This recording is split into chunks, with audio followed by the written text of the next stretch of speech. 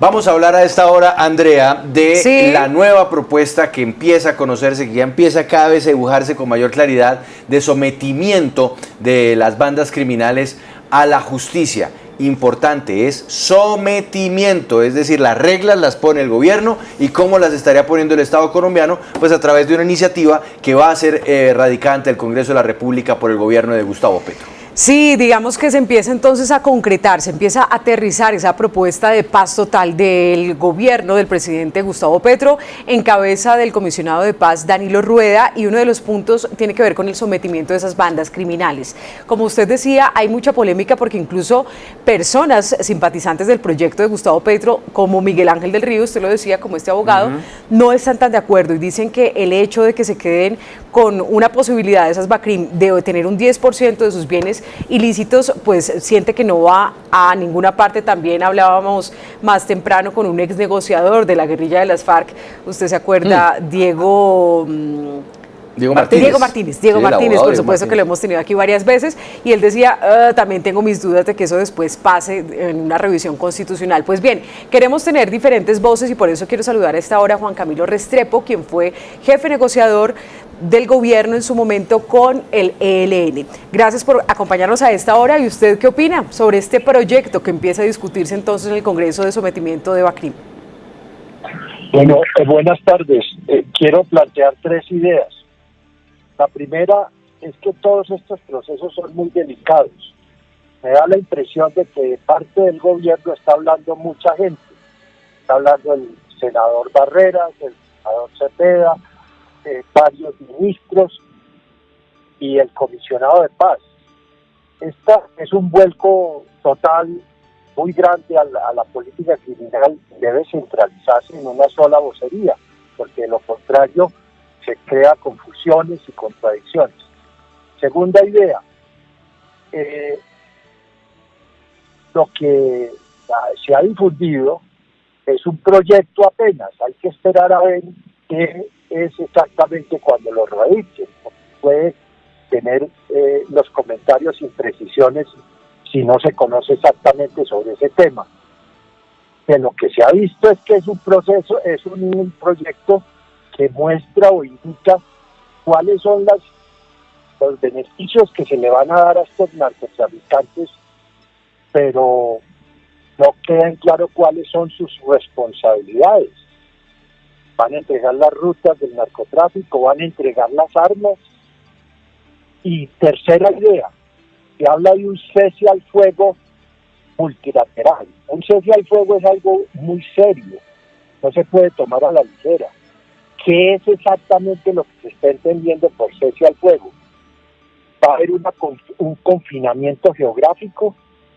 ¿Va a haber una veeduría para cerciorar y dar fe de que se están cumpliendo las condiciones del cese al fuego? Y muy importante, mientras tanto, ¿cuál es la actitud de las Fuerzas Armadas y de las Fuerzas Militares? ¿Se van a quedar quietos o van a perseguir también a quien infringe este cese al fuego? Ahí oí, por ejemplo, una declaración esta mañana del señor llamado Mordisco, que dice que está dispuesto a sentarse a negociar con el gobierno siempre y cuando el ejército no lo persiga. ¿Qué quiere decir eso con relación a unas bandas básicamente narcotraficantes, que no tienen la connotación política que sí tiene la negociación con el ELN? Por el momento esas son las ideas que yo estoy en condición de presentarles a ustedes. Doctor Juan Camilo, pero hay un punto que además resulta importante tener en cuenta, y es el de la verdad, porque dentro de lo que se ha conocido de este articulado, que igual no se ha publicado en su totalidad, y en eso sí tiene toda la razón Juan Camilo Restrepo, y es que hay que saber qué es lo que se presenta ya como iniciativa al Congreso, y no solamente estas pinceladas del proyecto, pero el tema de la verdad es muy importante. ¿Hasta dónde se debe exigir no solamente que entreguen bienes, no solamente pues que se entreguen a la justicia, sino que entreguen verdad, que entreguen información, como ocurre en los Estados Unidos, que cuando atrapan a un narcotraficante, uno de los primeros elementos que buscan es exprimirle al máximo información sobre rutas, información sobre alianzas, información sobre jefes, en fin, todo tipo de información? ¿Eso debería ser parte del compromiso? Claro que sí, por eso decía que es prudente esperar a ver qué es lo que dice el proyecto de ley en ese sentido, porque revelar la verdad y contarla es parte de los compromisos que alguien que se someta a la justicia debe adquirir, por supuesto. No puedes dar subrepticiamente u opacamente a un proceso de normalización como este. De manera que esperemos a ver, y ojalá no hable mucha gente dentro del gobierno, sino que haya una sola vocería, que me parece que la natural es el comisionado de paz. Se está hablando aquí de las organizaciones criminales que están operando en Colombia, todas esas bandas criminales, pero también hay que tener en cuenta que hay unas organizaciones que están llegando al país de origen mexicano, también de origen venezolano, son carteles que están operando en varias regiones del país. ¿Cómo buscar una paz total teniendo en cuenta que hay estas organizaciones ejerciendo control en varias regiones del país? Por eso decía que es muy importante definir cómo va a ser las reglas de juego del cese al fuego, cómo se van a distinguir los grupos, cómo se van a registrar, dónde van a operar los ceses al fuego, en qué áreas geográficas, cuál es el papel de las fuerzas militares. Nada de eso se ha sabido con precisión. Yo supongo que el proyecto de ley trae, cuando se presente y que denuncie, indicaciones más claras al respecto, y ahí entrarán cómo distinguir en un cese al fuego a alguien que esté iniciando el proceso de bandas como las mexicanas, que naturalmente tienen que ser combatidas con todo rigor nacional e internacionalmente, y no estarán entrando los cese al fuego multilateral que se ha mencionado. Pues bueno, muy importante su opinión, ex jefe negociador con el ELN, Juan Camilo Restrepo, y además ex ministro también. Muchas gracias por habernos acompañado aquí en Sigue la W Digital, y como usted dice, también toca esperar el detalle, la minucia para hacer más análisis. Gracias. Bueno, ya se nos fue. Pero, Juan Pablo, para que tengamos un poco más de contexto de hacia dónde va esa propuesta de sometimiento, pues escuchemos lo que dijo incluso el presidente Gustavo Petro, donde también se analizan y se tocan puntos como el cese el fuego multilateral. Esto fue lo que dijo en las últimas horas el presidente. Y en cuestión de días también se va a plantear un tema público, la posibilidad de un cese multilateral del fuego, que sería el inicio del fin de la violencia en Colombia. ¿Con qué grupos armados, presidente? Con todos los que se adhieran a esa posibilidad. ¿Cese de operaciones militares, acciones militares, presidente? Multilateral de fuego.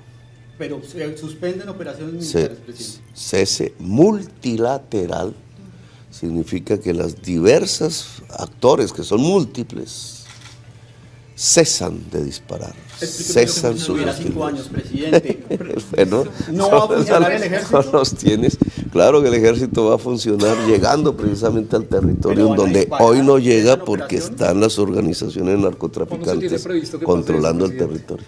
En cuestión de días esperamos. Bueno, que dice que en cuestión de días esperarán, pero eso es más o menos hacia donde apunta, ¿no? Pero además cuestión de días que pareciera que se está acelerando, porque de hecho la información que tiene la W es que en el caso del documento, del proyecto para el sometimiento, ya está listo el texto, ya está listo, solamente le hace falta un par de revisiones para llevarlo ante el Congreso de la República, es decir, esto sería muy, muy rápido. Y en cuanto al cese al fuego multilateral, pues es que lo uno va de la mano de lo otro. Sí. Entonces, si se habla de un cese al fuego multilateral, que es lo que genera también una gran preocupación, es eso de qué manera se podría terminar aprovechando por parte de los grupos irregulares para fortalecerse, para aprovechar, para narcotraficar más, en fin, son muchos los elementos que hacen parte de estas inquietudes que giran en torno a la propuesta del presidente Gustavo Petro, que poco a poco se va consolidando. Pues mire, le tengo otro invitado. Quiero saludar a esta hora al senador Ariel Ávila, él es el vicepresidente de la Comisión del Congreso, Comisión de Paz. Además, senador, gracias por acompañarnos a esta hora. ¿Y usted cómo lo ve? ¿Hacia dónde apunta este proyecto? Y también teniendo en cuenta los reparos, las críticas que hay, ¿usted cómo analiza el tema? Bueno, Andrea, a usted muy buena tarde, y a Juan Pablo y a toda la mesa muy buena tarde. Mire, estos dos puntos muy claros. El proyecto de sometimiento a la justicia es un proyecto que no se conoce todavía, es decir, llegará al Congreso, ahí están los detalles filtrados por medios, y guarda total relación con lo que pasa en otros lados como en Estados Unidos. De hecho, en el sistema penal colombiano ya existe el principio de oportunidad, que es un acogimiento a la justicia. Lo que hace es este proyecto llevarlo a lo colectivo. Entonces ahí pues hay un debate político, pero jurídicamente pues está sustentado y en otros países existe. ¿Cuál es el método? Son dos métodos claros, es usted entrega verdad y entrega recursos y a cambio el Estado le da una rebaja de penas y al final le da un porcentaje de esa plata para que pueda vivir con la familia. Y lo segundo de ese proyecto es que hace una distinción entre los mandos, que son los que tienen procesos judiciales, y la tropa, que generalmente no tiene procesos judiciales y que entra en proceso de reincorporación. Eso pasó con el ERPAC de Cuchillo en el 2011. Entonces ya Colombia también lo ha hecho y ha salido relativamente bien. Otras experiencias han salido mal, también hay que decir. Entonces lo primero es que hay un debate político, pero jurídicamente pues más o menos se ha demostrado que puede funcionar en otras partes del mundo. ¿Dónde está el debate central que yo veo? Que es este. Costa Pacífica Nariñense, toda la zona de Tumaco, el Charco, La Tola, Magui, Payán, etcétera. Allá hay 7 organizaciones criminales, más el ELN, más las fuerzas militares en sus diferentes versiones, ejército, armada y demás. Es entendible en territorio que un cese entre el Estado y el ELN, pues no lleva a que el ELN tenga un cese con el Clan del Golfo y la situación humanitaria no mejoraría. Entonces se entiende en el terreno la necesidad de un cese multilateral, pero hoy por hoy, de las 7 organizaciones criminales que están en la zona de la costa pacífica nariñense, 3 han dicho que quieren ir, los demás creo que no van a ir a ese proceso. Entonces habrá un cese multilateral con los que deseen ir al proceso, con los demás no. Ya la vez la pregunta es, ¿el cese de la actividad armada significa cese de la actividad económica y legal? Esa es como la pregunta. Entonces, eso se va a requerir instalar una mesa técnica para el cese, y los protocolos que se avancen determinarán si sí o si no en medio de los protocolos. Entonces, ¿qué es lo que vamos a ver ahorita? Que es lo que dijo Iván Mordisco en el video, es ceses unilaterales después de instalada la primera mesa técnica. En unos 2 meses y medio, podría estar versiones de ceses bilaterales y luego en 3 o 4 meses la versión de un cese multilateral, donde seguramente será el mecanismo de Naciones Unidas el que lo verifique. Eso es más o menos lo que se tiene previsto. Sí, senador Ariel Ávila, una de las críticas que más se escuchan desde la oposición en este caso es, pero ¿cómo así? El tema del carácter político que se le podría o no dar a Bacrim. Ya nos decía más temprano Daniel Coronel en su reporte, Coronel, que la palabra es sometimiento. Pero ¿cómo comprender esto para que no se vuelva, no, bueno, entonces ahora sí un proceso del proceso de paz y ahora sí con las disidencias y ahora sí con Bacrim? ¿Cómo entrar a explicarle esto a quien no está de acuerdo? No, de hecho yo estoy siendo ponente de la ley 418 y para explicarle a la gente esto, van a haber 2 leyes importantes. Una, la 418, que se creó en 1997 y que yo soy ponente coordinador para prorrogarla 4 años más. Y 2, esta ley que llega la otra semana y que en 1 mes y medio podrían estar listas ambas leyes, y que es para el tema de sometimiento a la justicia. En la ley 418, que es el marco que regula la paz, está muy claramente esa distinción que usted me pregunta. Va a haber 2 tipos de proceso.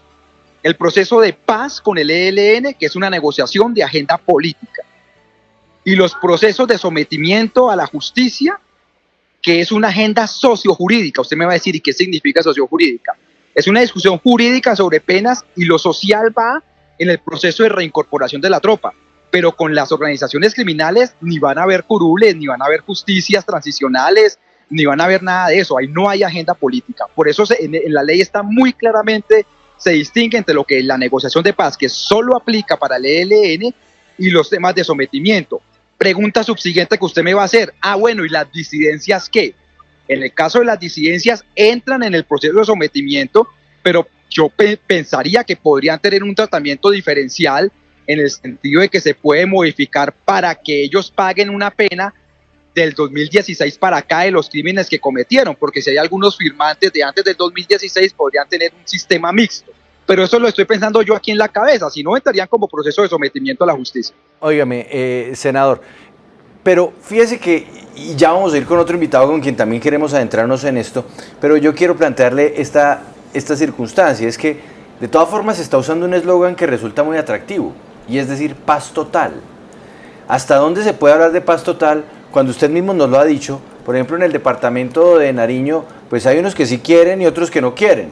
Entonces, en realidad, esto más que paz total es una semipaz, pero no total, porque la paz total será imposible de encontrar. Siempre estarán los que querrán seguir narcotraficando, o querrán seguir con la minería ilegal, o querrán seguir con las extorsiones. Es una paz, pero no tan paz. Juan Pablo, lo que nosotros... Señor, perdóneme, ¿cómo? Adelante, adelante. No, lo que le quiero decir es, mire, en el proceso de paz con las FARC, nos pasó esto, nos pasó que las FARC dejaron las armas, llegaron otros actores, que otros actores, incluido el ELN, comenzaron a matar excombatientes, y por eso la necesidad de una paz total. Y este proceso va encaminado a lograr lo que más podamos pacificar los territorios, pero el Estado no va a renunciar a su capacidad de represión, los que no quieran se van a perseguir, pero vamos a hacer un esfuerzo por pacificar muchos de estos territorios, pero estamos de acuerdo. Varias de estas organizaciones no van a entrar, como hay otras que sí van a entrar. Si sumamos las 8 que supongamos que las 8 que han dicho que quieren entrar, que van a ir al proceso y que esto termina bien, estamos hablando de hacer una dejación de armas de casi 10.000 personas, lo cual sacar 10.000 personas de la actual situación de seguridad del país es mucho. Nos faltarían otras, pero vamos a intentar avanzar en la consolidación de los procesos de paz, pero yo tampoco me digo mentiras, hay gente con la que no va a entrar, y así hay que ver. Pues bueno, senador Ariel Ávila, vicepresidente de la Comisión de Paz del Congreso, muchas gracias por su opinión, muy valiosa, y esperaremos a ver en qué se concreta este articulado. A ustedes, muchas gracias, y los escucho toda la vida. Un abrazo. Muy bien, muy bien. Y ahora le tengo Juan Pablo Mauricio Paola, al presidente de la Comisión de Paz y una de las personas que ha tomado protagonismo en esta paz total, ¿no? ¿Sabe que no hizo falta preguntarle a Ariel Ávila? Pero ¿Qué? es que estamos hablando de otro tema. Por el alcalde de Cali. Ah, Pero bueno, eso es otro asunto, Se lo dejamos pendiente, Sí. sí. Bueno, senador Iván Cepeda, muchas gracias por acompañarnos a esta hora aquí en Sigue la W en Digital. ¿Qué pueden esperar los colombianos sobre ese proyecto de sometimiento a BACRIM? Y sobre todo teniendo en cuenta los reparos de la oposición, ¿qué les puede explicar usted a ellos? Muy buenas tardes, un gusto saludarlos. Bueno, pues se ha filtrado, como suele ocurrir en esto. Eso no aguanta, sí. Eso es difícil. Un resumen bastante sintético del proyecto. El proyecto, hay que decirlo, es un proyecto voluminoso, tiene 87 artículos hasta ahora, y es un proyecto elaborado de una manera muy meticulosa. Aquí esta mañana escuché muy atentamente cómo Daniel Coronel exponía algunos de los aspectos que se han venido trabajando, pero obviamente, dado que es un resumen, hay otros que no se han podido conocer, pero que de una vez me adelanto, el próximo martes o miércoles, la opinión pública y mis colegas en el Congreso tendrán la oportunidad de leer, porque vamos a radicar este proyecto, lo hará el Alto Comisionado para la Paz, Danilo Rueda, y probablemente también el Ministro de Justicia. Falta todavía darle unas cuantas lecturas por parte del fiscal general, es indispensable que el señor fiscal lo lea, y por supuesto el presidente de la República y el ministro. Así que ustedes entenderán si no entro a hablar de los detalles del proyecto, puesto que hasta que no tengamos la versión definitiva no arriesgo ningún concepto. Claro, senador, pero de todas formas, de lo que nos puede adelantar y de lo que se ha conocido hasta el momento, ¿qué nos puede decir específicamente sobre el tratamiento que se le va a dar específicamente a las disidencias que para muchos pues traicionaron el proceso de paz, y como lo mencionaba Andrea anteriormente, no se les puede dar un carácter de actor político también? Y además, porque también quería preguntarle su opinión sobre lo que dijo el presidente Gustavo Petro ayer, que fue el expresidente Duque el culpable de las disidencias. ¿A qué se refiere con eso él? Bueno, lo primero es que yo pido que nos refiramos a cosas que han ocurrido realmente, ¿no? Y no a especulaciones. Y me refiero no a la pregunta, sino algunas afirmaciones que he escuchado en el debate público. Por ejemplo, que ya estaríamos en un proceso de negociación con el señor Iván Márquez. Eso no es cierto. El alto comisionado simple y llanamente ha dicho que hay un contacto con ese grupo que se hace llamar la Segunda Marquetalia. E igualmente con las otras disidencias se ha producido una reunión de la cual hay un comunicado en el cual se dice claramente que hay la posibilidad de un alto al fuego, que ese alto al fuego es deseable, es necesario, se está trabajando y que van a continuar los diálogos. Sobre el carácter de esos diálogos, el alto comisionado o el presidente no se han pronunciado todavía. Y la verdad es que es un tema complejo que merece una discusión sosegada, tranquila, porque, y aquí de una vez lo digo, sí es una política de paz total. Nosotros no le tememos hablar de paz total porque una nación que lleva 70 años en guerra no puede seguir resignada a que la paz es su destino. Nosotros no podemos seguir aceptando en Colombia que la guerra, la violencia, es la única forma de que existamos como sociedad.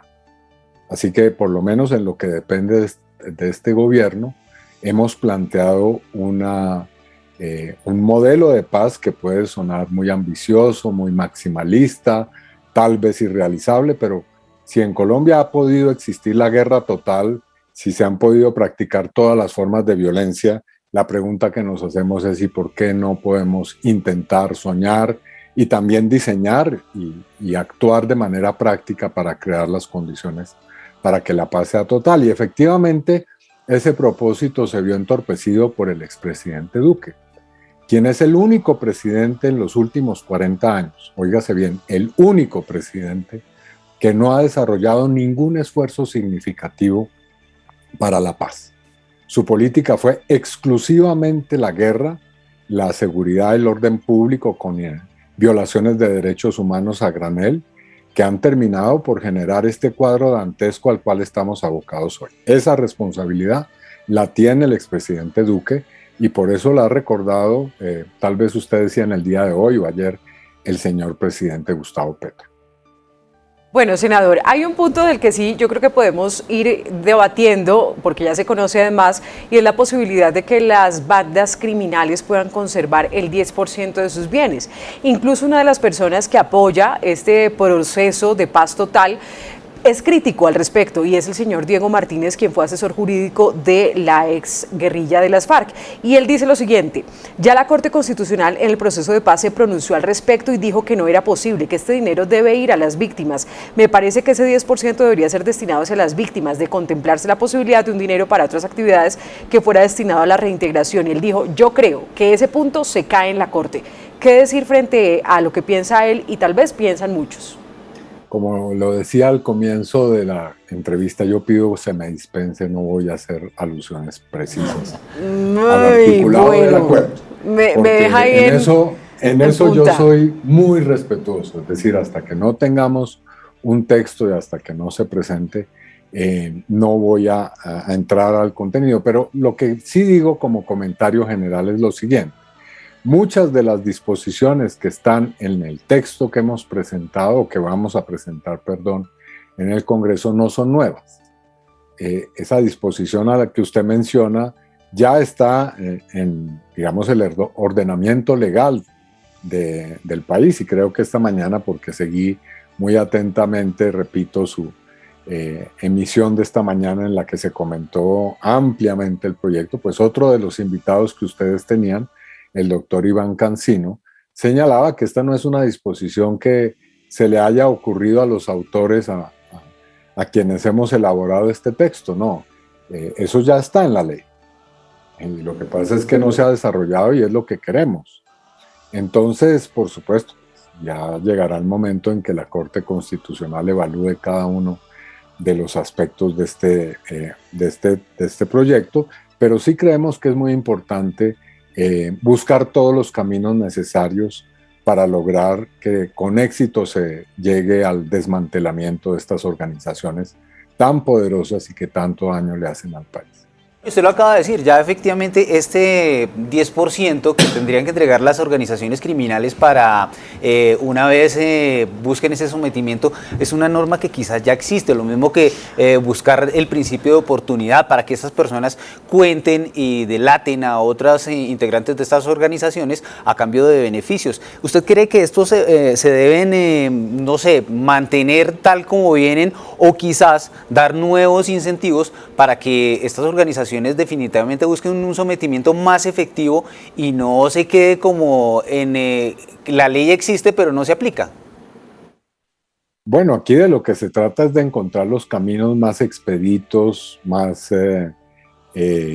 flexibles, manteniendo el rigor, por supuesto, de la ley y de el sometimiento o acogimiento a la justicia, como quiera llamársele, para garantizar el objetivo.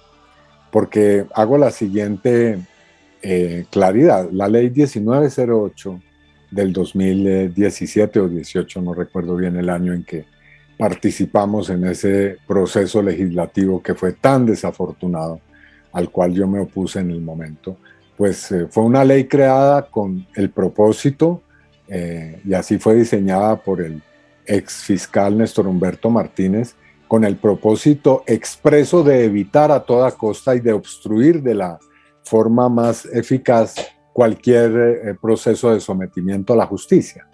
Entonces, por esa circunstancia, esta ley que se propone es una ley en la cual vamos a buscar que los procedimientos sean lo más expeditos, lo más flexibles, repito, manteniendo la rigurosidad del tratamiento penal, para que ese sometimiento pueda ser efectivo en términos colectivos.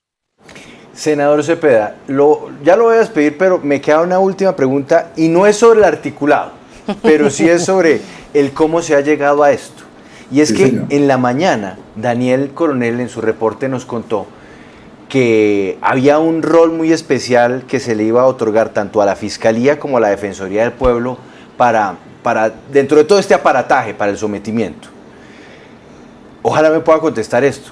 El fiscal general Francisco Barbosa, el defensor del pueblo Carlos Camargo, ¿han participado en la construcción del texto?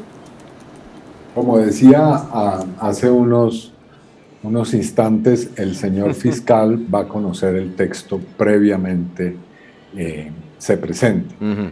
Nosotros no vamos a proceder a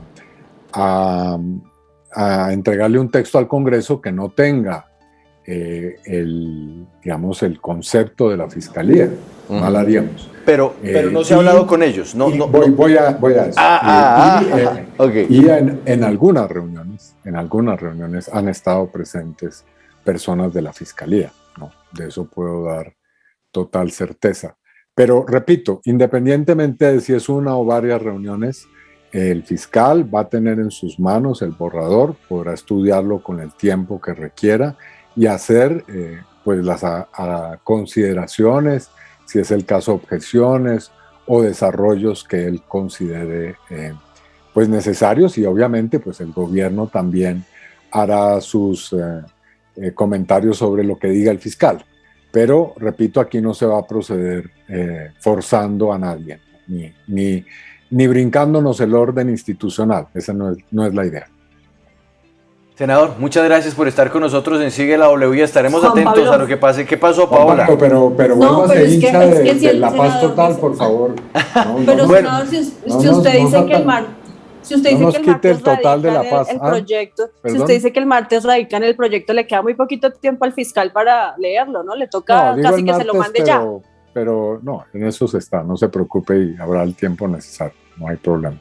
Senador, que yo, todo lo contrario, yo qué más quisiera que poder decir que paz total, pero es que me angustia a esos que quedan, porque cuando uno sueña con esa paz total... De buscar que podamos resolver todos los problemas que se han ido acumulando. Yo sé que no es fácil, yo sé que eso tiene muchos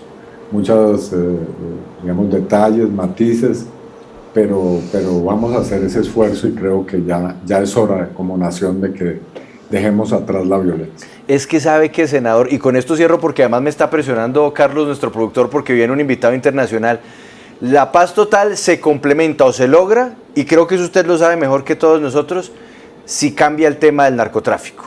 si cambia el enfoque de lucha contra las drogas, porque ahí se le empieza a acabar la gasolina a aquellos que siembran el terror en muchas regiones del país. Pero sin lo uno, lo otro no puede consolidarse, ¿o me equivoco? Sí, así es, pero además, más allá de la negociación con grupos armados, aquí hay otra estrategia del gobierno a la que se le ha prestado menos atención, pero que le aseguro que va a ocupar titulares, y es la concertación social y el diálogo nacional. Senador, gracias. Simplemente dicho. Muchas gracias, senador, que esté bien. Buenas tardes. El que entendió, entendió. Chao, gracias, ministro. Ministro, no. Uy. Senador. Uy. Es que acuérdense que puede haber una puerta que se abra para que congresistas sean ministros, pero es otra historia.